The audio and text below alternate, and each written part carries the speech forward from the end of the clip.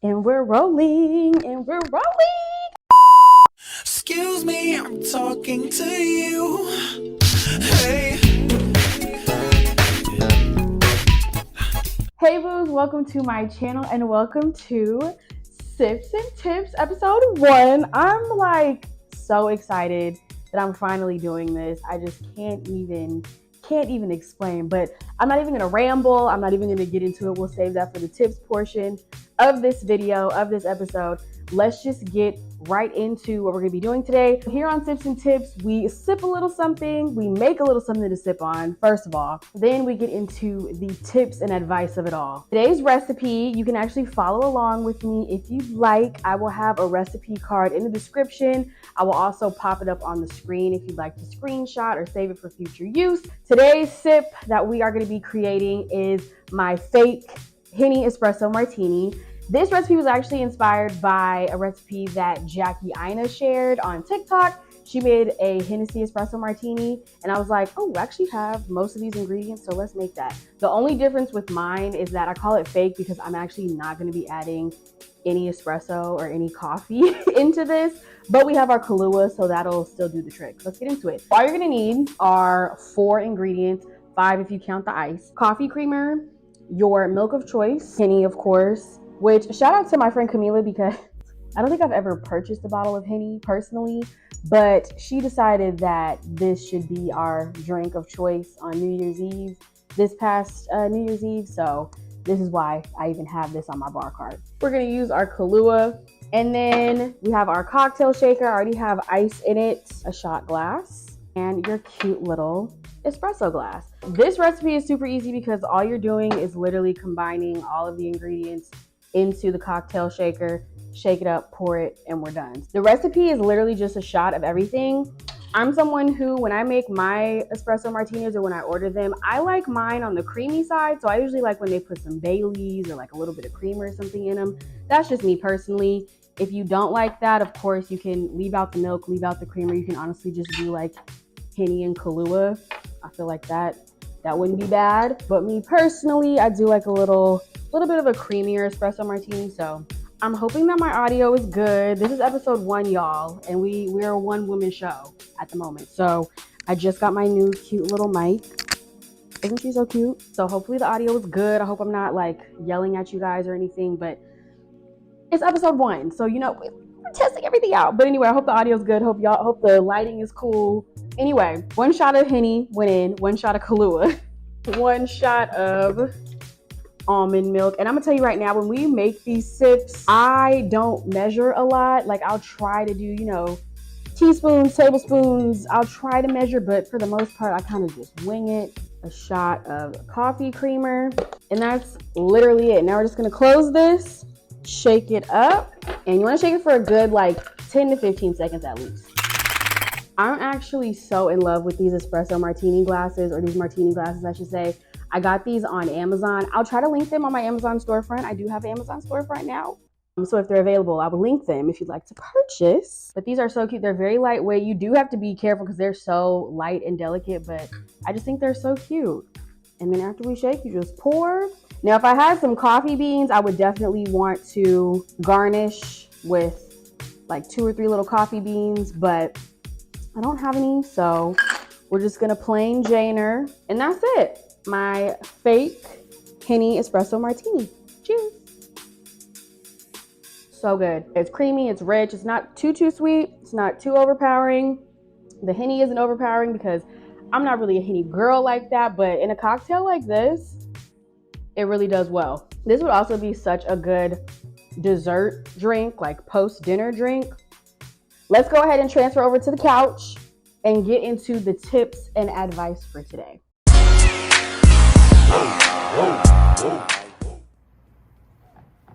So now we're gonna get into the tips and the advice portion. Today's topic is making friends in your 20s and 30s. I really like this topic because I'm glad that we're kind of getting that conversation going, or really not even getting it going. I feel like the conversation has been had on social media, and especially on TikTok. I've seen a lot of discourse and conversations regarding friendship. I really think this is a good one to get into. I am 30. I turned 31 this coming August, and I feel like making and maintaining friendships in your 20s and 30s is really challenging, and it's something that you don't really know or don't really prepare for until you're actually in it. To kind of backtrack a little bit and talk about my personal experiences with my friendships, I have to say I have been so extremely blessed when it comes to my friendships and like the sisterhood that I have with my girls, because I have friends that I've known my whole entire life. Like I'm talking 2 years old, 3 years old, 4 or 5 years old.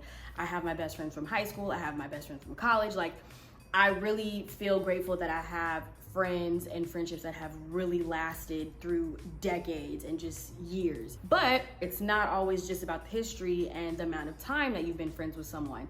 There's a lot that goes into maintaining those friendships. I just wanted to start off saying that. Let's go back into making friends in your 20s and 30s. Honestly, there's two things that I think are really important that may be a little bit uncomfortable, but you gotta do it if you really are serious about meeting new people and making new friends.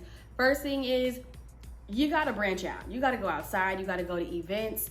And the thing is, it's not just about like parties and social events like that. It doesn't have to just be that. I'm talking like go to restaurants, go to cafes. You know, if you have a hobby, go to a pottery class, a sewing class, a dance class, like things like that. If you're looking for like-minded people and like-minded friends, you want to find people that have similar hobbies and similar tastes as you. So that would be my first thing. And then of course, you know, going out to parties and events, going out to networking events, things like that. I think also keep in mind, as we're talking about going out and doing things to meet people, keep in mind and have an intention behind the type of friend or friends that you're wanting to make. Do you want a friend that you can like club and party with?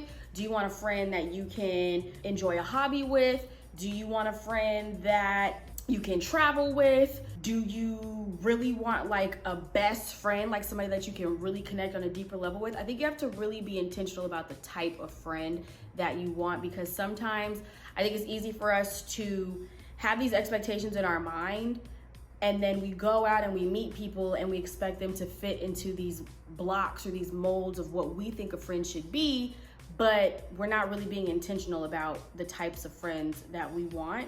And I think that that's where we can kind of get into trouble. So that's the first thing. So set an intention about the types of friends that you want and the types of traits that you want them to have.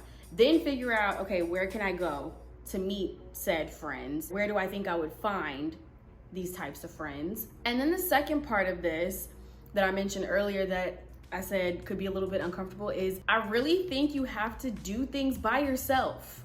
I know.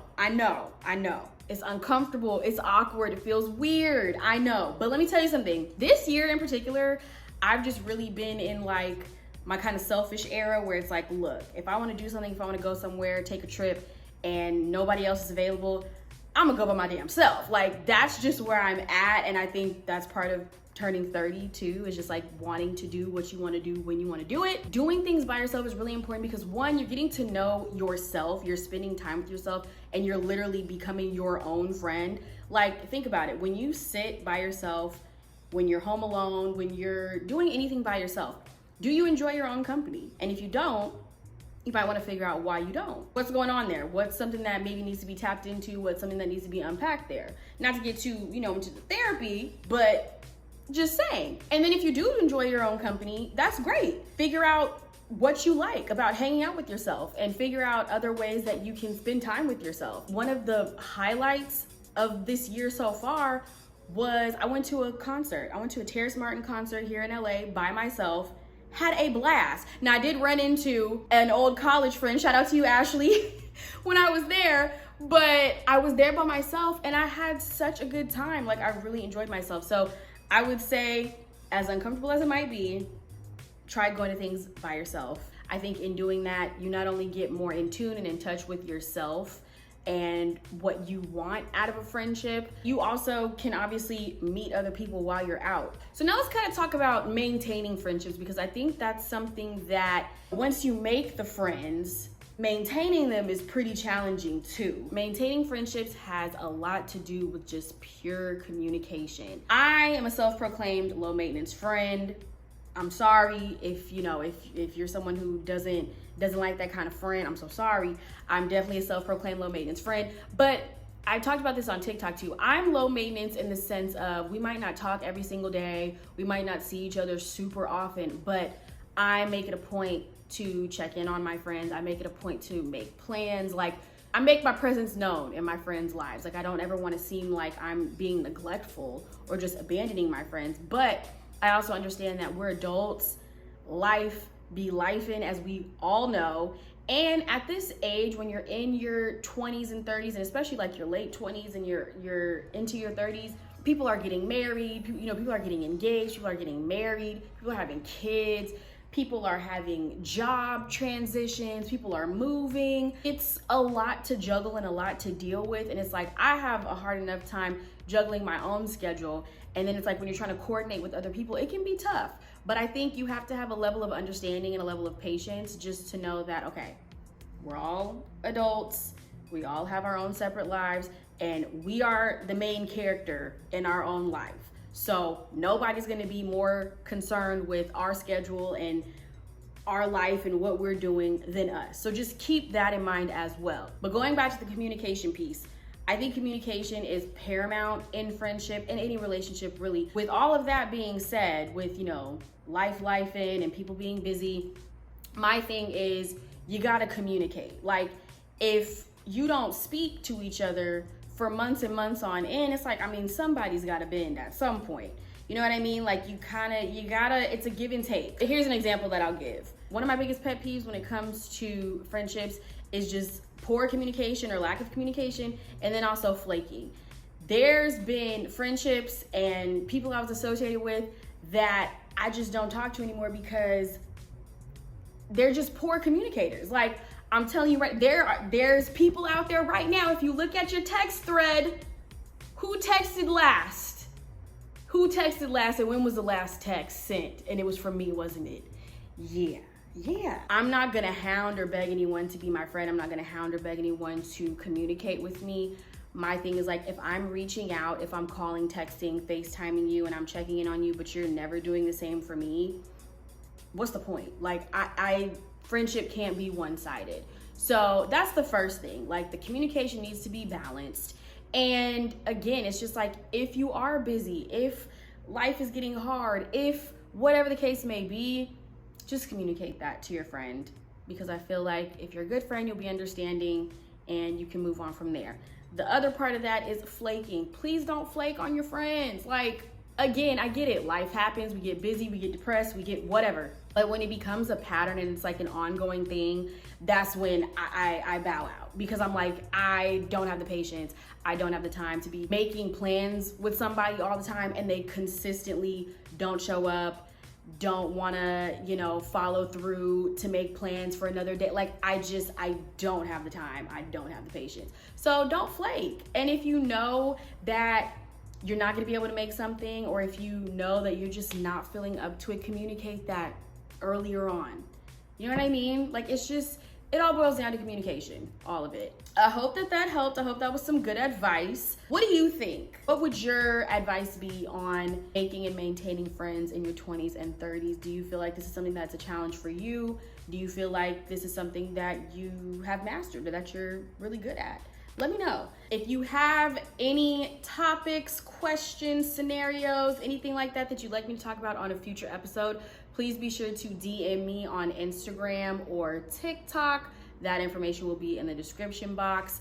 I post videos every single Sunday, so I will be seeing you next Sunday. I'm actually so excited about next week's episode because I'm going to Lovers and Friends in Vegas, and we're gonna be conducting some live interviews. So I'm just saying, you should subscribe, you should tune in, like this video if you like this video, and I will see you on Sunday. Cheers.